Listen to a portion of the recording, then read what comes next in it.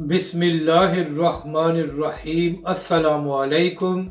आप देख रहे हैं यूट्यूब चैनल आम सी बातें।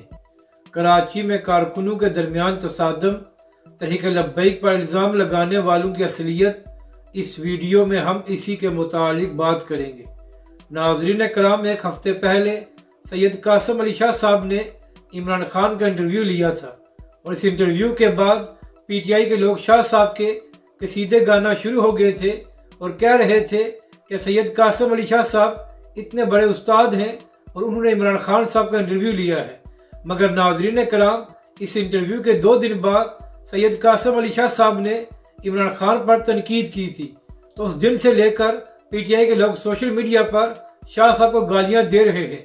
और नाज़रीन कराम, यहाँ पर अहम बात यह है कि जो सहाफ़ी तहरीक लब्बैक और अल्लामा साद हुसैन रिज़वी पर बिला वजह तनकीद करते रहते हैं और तहरीक लब्बैक के कारकुनों को इखलाकियात का भाषण देते हैं, अब उनको PTI वालों की गालियां नजर नहीं आ रही, बल्कि अब वो सहाफ़ी ये फरमा रहे हैं कि लोगों को सैयद कासिम अली शाह साहब से सबक सीखना चाहिए, क्योंकि अब जो भी इमरान खान पर तनकीद करेगा नौजवान नस्ल उसका यही हाल करेगी और इसी तरह सोशल मीडिया पर उसकी ट्रोलिंग की जाएगी।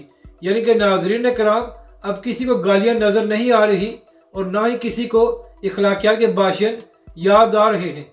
यानी कि इन लोगों का मेयार ये है कि जब तहरीक लब्बैक के कारकुन कोई बात कर दे तो उन पर तनकीद करो, लेकिन जब इमरान खान के लोग गालियां भी दें तो फिर किसी को कोई परवाह नहीं है। जबकि नाज़रीन कराम, दूसरी जानब PTI के लोग अक्सर सोशल मीडिया पर तहरीक लब्बैक के कारकुनों पर यह इल्ज़ाम लगाते हैं कि तहरीक लब्बैक के कारकुन शिद्दत पसंद है और फ़ौरन ही झगड़ा करते हैं।